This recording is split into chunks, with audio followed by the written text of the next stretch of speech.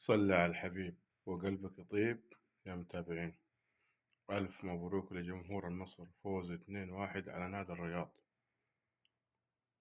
ما شاء الله تبارك الله، مستوى وأداء.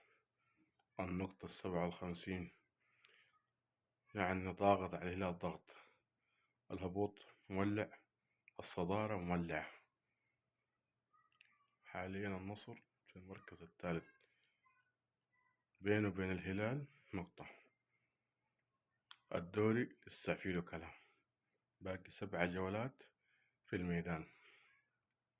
كل شيء وارد، كل شيء وارد.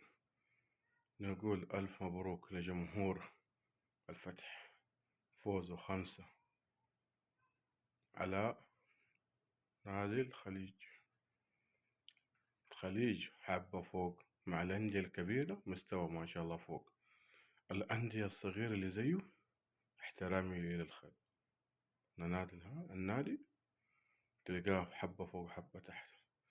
نادي الفتح المباراة الجاية بيلعب مع نادي الاتحاد في الأحساء. حتكون مباراة الخمسة، هذه رسالة للاتحاد. احنا مستعدين، نحن جاهزين.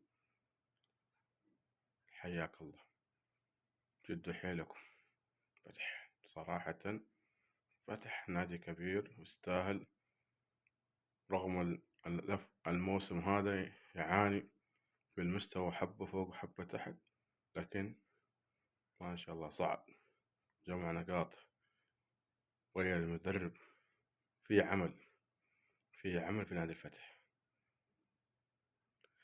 ألف مبروك لجمهور برشلونة، فوز على جنيس 1-0 رغم المستوى سيء. مو لازم كل مباراة يكون مستواك في تصاعد عشان تفوز. بعد المباريات تبغى فوز، مو لازم مستوى. حتى الفريق المنافس حط الهدف في بابه، لكن يستاهل. برشلونة ينافس على الدوري، ينافس على الأبطال، واصل النهائي مع مدريد كأس الملك، ينافس كل البطولات برشلونة. والسنة هذه برشلونة مستواه غير، مع ألن كلهم من الأكاديمية. نتمنى التوفيق لجميع الأندية.